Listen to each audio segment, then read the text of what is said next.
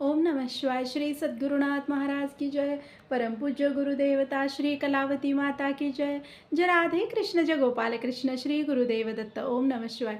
आजचा अनुभव खूप सुंदर। अनुभवाकडे येण्यापूर्वी नवीन वर्ष सुरू झालेलं आहे। सर्वांना नवीन वर्षाच्या खूप साऱ्या शुभेच्छा। हे नवीन वर्ष तुम्हाला सुखाचं, समृद्धीचं, आनंदाचं आणि आरोग्यदायक जावो ही आईंच्या चरणी प्रार्थना। तर अनुभवाकडे येते। आजचा जो अनुभव आहे तो शेवटपर्यंत नक्की ऐका. खूप सुंदर, म्हणजे जे खरंच आपण करायला पाहिजे ते ताईंनी ह्या व्हिडिओमध्ये सांगितलेलं आहे. सुवर्णा भगाटे म्हणून आहेत, त्या ताईंनी हा अनुभव शेअर केलेला आहे. नाशिकच्या आहेत ताई. आणि नाशिकच्या एका ताईंचा आधी अनुभव आलेला होता, तर त्यांच्या रिलेटिव्हज आहेत या. तर त्या म्हणत होत्या, म्हणजे मी गेली जवळ-जवळ 14 वर्ष झाली म्हणतात आईंच्या मार्गामध्ये आहे. आणि तुम्हाला सांगू म्हटल्या, ज्या पण वेळेला मी आईंच्या मार्गात आले, ज्या वेळेला मी आईंच्या मार्गात आले, त्यावेळेला म्हणजे घरची परिस्थिती तर हालाकीची होती, पण माझी तब्येतसुद्धा स्वतः साथ देत नव्हती. मी पण खूप आजारी असायची. मला ना प्रत्येक वेळेला वीकनेस असायचा म्हणतात त्या. कायम मी अशी ना आळसल्यासारखी असायची. मला कशात रस नाही वाटायचा, कुठलं काम करण्यात मला इंटरेस्ट नसायचा. असं होतं म्हणतात. ज्यावेळेला मी आईंच्या मार्गात आले, त्यावेळेला फिजिकली, मेंटली, इकॉनॉमिकली सगळ्याच गोष्टींनी आम्ही खचलेलो होतो म्हणतात घरी. तर त्यावेळी म्हणतात, ज्यात नाशिकच्या ताई ज्या अनुभव सांगितलेला होता त्यांनी, तर त्या रिलेटिव्हज त्यांच्याच ह्यानं मी आलेले आहे म्हणतात आईंच्या मार्गामध्ये. तर त्या बोलत होत्या, ज्यावेळेला मी आईंच्या मार्गात आले, मला ताईंनी ज्यावेळेला आईंचा मार्ग दाखवला, मग मी आईंचं भजन करायला लागले. त्याच्यानंतर बालोपासना वाचायला लागले. सायन्स स्मरण पहिल्यांदा मी करायला लागले म्हणतात. आणि बालोपासना वाचायला लागले.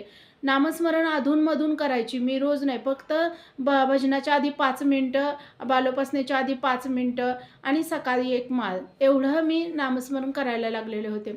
पण त्यांनी सांगितलेलं होतं, की मला तुला खूप ह्याचा चांगला रिझल्ट मिळेल. तू करायला सुरुवात कर, आई मार्ग काढतील वगैरे, असं त्यांनी सांगितलेलं होतं म्हणतात. त्यामुळे मी करायला लागलेले होते. पण तुम्हाला सांगू, मी असं करायची, की करायची म्हणजे उपासना करायची वगैरे, आणि दिवसभर आपलं आहे तसं चालू.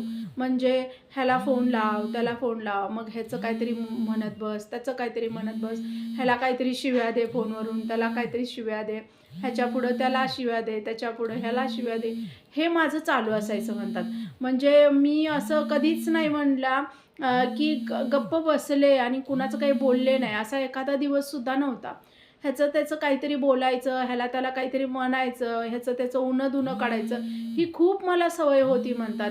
आणि त्यामुळं मी बरेच वर्ष आईंचं करत होते. जवळ-जवळ 4-5 वर्ष आईंचं करत होते. मला एक कणभरसुद्धा फरक पडलेला नव्हता म्हणतात. एक कणभरसुद्धा. आणि तुम्हाला म्हणजे त्या आत्ता म्हणत होत्या, तुम्हाला मी सांगते म्हटल्या ताई, की ह्या गोष्टी जर आपल्या घरात असतील, कुणाचं तरी उनं-धुनं निघत असेल, किंवा चोरी-चहाडी, कपट भावना, ह्या गोष्टी जर आपल्याकडून होत असतील, तर फार मोठं आपण नुकसान करतोय. आईंच्या मार्गात असून स्वतःचं नुकसान करून घेतोय. का तर नाहीच होणार तुमची प्रगती, ताई म्हणत होत्या. होणारच नाही. कितीही तुम्ही भजन करा, तुम्ही भले सगळ्या उपासना करा, पण तुमच्या घरात आईंची कृपा कधीही होणार नाही. ताई म्हणत होत्या, ही सत्य गोष्ट आहे. ज्यांनी मार्गात आहेत, त्यांनी ह्या गोष्टी फॉलो करा आणि भजन करा. 1 वर्षात बघा तुमच्या घरामध्ये काय रिझल्ट येतात, तुमच्या घरात काय हे बदल होतात. आज मी भजनाला बऱ्याच भगिनी अशा आहेत म्हणतात, मी बघते. बऱ्याच भगिनी अशा आहेत, ज्या भजनाला जातात, तिथं भजन करतात. येताना प्रत्येकीची उणी-धुणी काढत येतात. तर अशानं फक्त तुम्ही भजन करणार, आईंची कृपा कधीही संपादन होत नाही आणि आपल्या आईंना हे चालत नाही. तर तुम्ही जे प्रत्येक त्या सांगत होत्या, तुम्ही प्रत्येक व्हिडिओमध्ये जे सांगताय, आईंनी जी पहिल्या पानावर सांगितलंय, ते आधी फॉलो केलं पाहिजे भजनासोबत. तर ते मी काही सांगत नाही. मी पण तुमच्यासारखीच आहे. असंच भगिनी जे तुमच्यासारखाच अनुभव सांगतात, त्या भगिनी हे मला सांगत असतात, की ज्यांना खरंच चांगले अनुभव आलेत ना, तर ते हेच मेन कारण आहे, की तुम्ही सोबत आईंनी दिलेली पथ्य पाळणं खूप खूप महत्त्वाचं आहे. ताई हेच सांगत होत्या. म्हणल्या, "मी 5 वर्ष 4-5 वर्ष उपासना करत होते. माझ्या परिस्थितीत बदल नव्हता. ना माझ्या शारीरिक परिस्थितीत, ना घरच्या परिस्थितीत कशातही बदल होत नव्हता. अक्षरशः मी आईंचा वर्ग सोडून द्यायचं. काही नाही यातनं मिळत, असं ठरवलेलं होतं म्हणतात. पण एक सवय लागलेली असते ना माणसाला, की बाबा हे आणि सोडलं तर आणि काहीतरी व्हायला नको असं. पण ना ज्यावेळेला म्हणजे एक भगिनी आहेत म्हणतात, तर त्यांना माझा स्वभाव थोडासा कळलेला होता. तर त्या मला एकदा बोललेल्या होत्या म्हणल्या, की "हे जे तुम्ही करताय ना, हे आधी बंद करा. कशाला आपल्याला लोकांचं पाहिजे आणि आपण भजन मार्गात आहे. आपल्या आईंना हे चालत नाही, की ह्याला काहीतरी म्हण, त्याला काहीतरी म्हण, ह्याचं काहीतरी काढ, त्याचं काहीतरी काढ. नको आहे आपल्याला. काय करायचं आहे? आपल्याला फक्त भजन करायचं आहे आणि आईंच्या जवळ जायचं आहे. मग आई आपल्याला जवळ घेतल्या, की आपल्याला कुणी जवळ घ्यायची गरज लागत नाही. आईंनी एकदा जवळ घेतलं, की कुठं मागं वळून बघायला लागत नाही. त्यामुळे आई कधी जवळ घेतील ह्याच्यासाठी आपण प्रयत्न करायचे, बाकी काही करायचं नाही. असं त्या ज्यावेळेला बोलल्या म्हणतात, तर त्यावेळेला मला राग आला सुरुवातीला म्हणतात त्या, की ह्यांना काय करायचं आहे? मी काय पण करेन आणि मी काय एवढं काय कुणाचं खून केलंय का? मी इकडचं-तिकडचं बोललं म्हणजे काय झालं? आणि एवढं काय बोलले मी? असं म्हणजे ते वाईट करणाऱ्याला आपण कधी वाईट आहे असं वाटत नसते म्हणतात ताई. तसंच माझं पण होतं म्हटलं. मला ते चुकीचं काही वाटलंच नाही. मी काय करते ते काय मला चुकीचं वाटलं नाही म्हणतात. पण त्यांनी मला बोलले, की कशाला उनं-धुनं काढायचं, कोणाचं काही बोलत बसायचं नाही, आपल्याला आईंच्याकडे जायचं आहे वगैरे त्यांनी बोलल्या. तर मी त्यांच्याशी बोलणं बंद केलं म्हणल्या. त्यांच्याशी बोलणं बंद केलं आणि त्याच्यानंतर म्हणतात एक 8व्या दिवशी माझा मुलगा माझ्यासोबतच म्हणजे मी आणि तो सोबतच आम्ही गेलेलो होतो म्हणतात आणि माझा मुलगा पडला रस्त्यावरती म्हणजे असंच जाता-जाता तो पडला. आणि त्याला मी उठवायला गेले आणि गाडीवरनं एक माणूस मागून आला म्हटला आणि त्यानं एवढ्या जोरात मला धक्का दिला, म्हणजे त्या माणसाचा मला धक्का दिला. मी मुलाच्या अंगावर लिटरली पडले म्हणला आणि माझ्या मुलाला खूप जास्त लागलं त्या ह्याच्यामध्ये आणि त्यावेळेला बरोबर त्या ताई समोरून येत होत्या. त्यांनीच आम्हाला हे केलं म्हणल्या. घरी नेलं, त्यांचं घर तिथून जवळ होतं म्हणल्या. घरी नेलं, त्यांनी आम्हाला खायला दिलं. त्याच्यानंतर माझ्या मुलाला हातपाय वगैरे धुवायला त्यांनी लावलं आणि त्यांच्या घरी मलम होता तो माझ्या मुलाला वगैरे लावला. पैसे आहेत का दवाखान्यात जायला वगैरे असं म्हणून त्यांनी ₹200 माझ्या हातावर ठेवले म्हणल्या त्यावेळी. तर ह्या सगळ्या गोष्टींनी मला लाजल्यासारखं झालं म्हणल्या.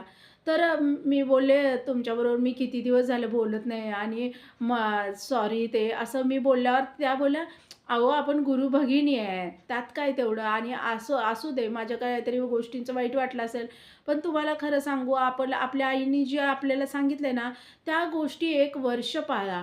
बघा तुम्ही आपल्या आयुष्यात चमत्कार होतात. बदल नाहीत होत, चमत्कार होतात."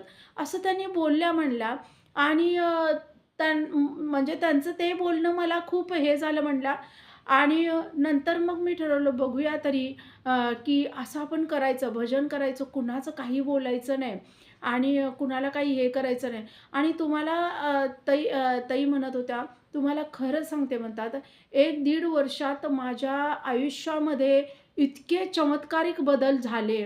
म्हणजे पहिलं गोष्ट तुम्ही भजन थोडं करा. बालोपासना आणि नामस्मरणाच्या माळा नुसता करा. तेवढं जरी केलं, तरीसुद्धा आई प्रसन्न होतील. पण ह्या सगळ्या गोष्टी सुटल्या गेल्या पाहिजेत म्हणतात.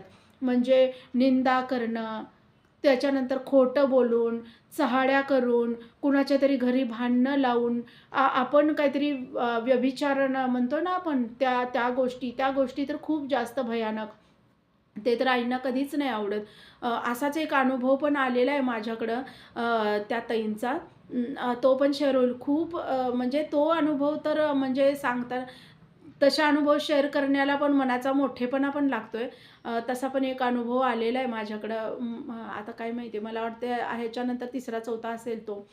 तर त्या ताई म्हणत होत्या, की हे जे आहेत ना गोष्टी, ह्या सुटल्या ना, तर आयुष्यात म्हणजे तुम्ही एखादी जरी उपासना करत असाल ना, तर आई फार लवकर कृपा करतात तुमच्यावर आणि होते.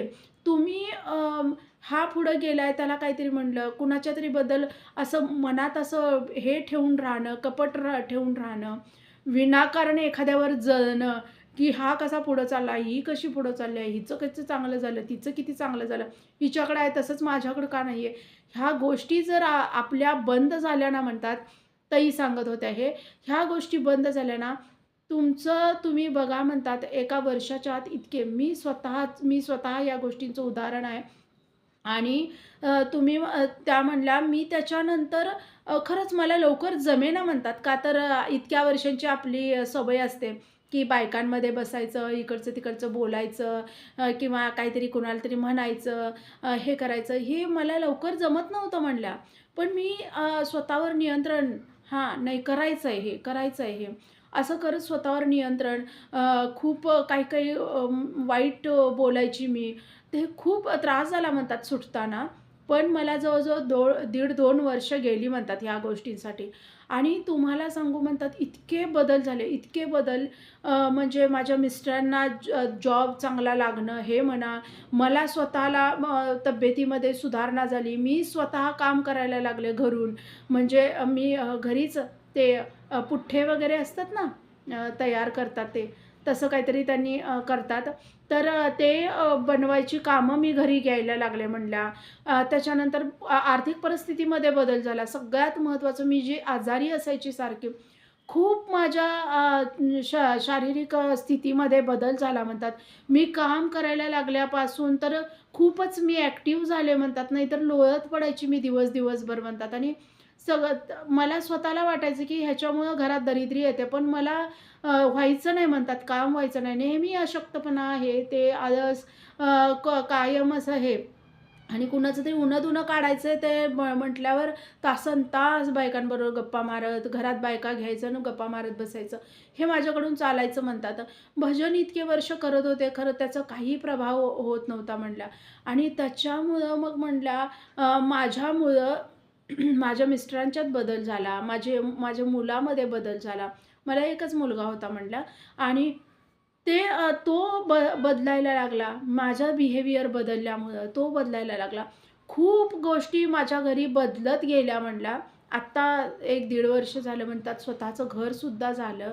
खूप चांगलं म्हणजे इतक्या वर्षांचं माझं जे पाप ते नष्ट करायला आईंना किती वेळ गेला असेल म्हणतात आणि त्यात उपासना करायचं आणि इकडं उणी-धुणी काढत बसायचं. उपासना करायचं, इकडं कुणाला तरी काहीतरी म्हणत बसायचं. काय पाप आपण कमी करायला तिथं जायचं आणि मग ते पाप थोडंसं अजून कमी होतंय ना, तोपर्यंत दुसरं करून ठेवायचं. म्हणजे त्या पापात आणि जरा भर. मग ते आईने कमी कुठून करायचं? आपले भोग कमी कसे करायचे आईंनी? आपण एक पाप कमी करायला जातोय आणि परत दुसरं आणखी एक पाप करून ठेवतोय. तर आईनी कमी किती करायचं आणि कुठून करायचं? कसं करायचं? ते संपत आले जरा भजन केल्यामुळं आणि आम्ही इकडं काहीतरी दुसरं कांड करून ठेवतोय आणि मग ते आईंना म्हणतोय, की "मी एवढं भजन करते, मी एवढं भजनाला जाते, मग ह्याचं कसं चांगलं केलंय तुम्ही, त्याचं कसं चांगलं झालंय आणि खऱ्याचं काही हेच नाही." हो, म्हणजे माणसाला आपण खरं वाटत असतोय प्रत्येक वेळेला. इतर सगळे चुकीचे, इतर सगळे खोटे, पण मी खरा आहे. हे जी वृत्ती आहे ही बदलून खरंच मी कुठं चुकते का? खरंच मी कुठं चुकतोय का? मी काही पाप केलंय का? आणि ते केलं असेल तर गुरूंच्या चरणी ते अनन्य भावानं त्याची माफी मागून परत कधीही असं होणार नाही ह्याचं गुरूंना खात्री देऊन आपल्या वागण्यात सुधार केला तर मग त्या उपासनेचा आणि प्रार्थनेचा काहीतरी उपयोग होईल, असं ताई म्हणत होत्या. तर ताई म्हणत होत्या, घर तर झालं आता, घरसुद्धा झालं आमचं. मुलगा चांगलं शिकलाय आता. आत्तापर्यंत तर सगळं व्यवस्थित त्यानं शिक्षण घेतलेलं आहे. त्यामुळं म्हणतात आता काही काळजी राहिलेली नाहीये. तसं बघायला गेलं तर काहीच काळजी राहिलेली नाही आहे म्हणतात. इकॉनॉमिकली पण खूप आम्ही श्रीमंत झालो आहे असं नाही म्हणतात. पण आमची परिस्थिती जी होती ना, त्या सगळ्यातून आईनी बाहेर काढलं. खाऊन-पिऊन आम्ही समाधानी आहोत म्हणतात. अ, असं काही राहिलेलं नाही आहे, की बाबा ही तगमग आहे, ही ही तगमग नाही राहिली आहे. ही गोष्ट व्हायची राहिली आहे, ती गोष्ट व्हायची राहिली आहे किंवा तब्येतीच्या तक्रारी. आज कुठल्याही प्रकारची माझी तब्येतीची तक्रार नाही, ना मुलाची, ना मिस्टरांची, कुणाची तब्येतीची तक्रार नाही म्हणतात. ह्या सगळ्या गोष्टी आणि घर झालं, छत झालं, निवारा झाला, की ज्याच्या खाली बसून मी आईंचं भजन करू शकते.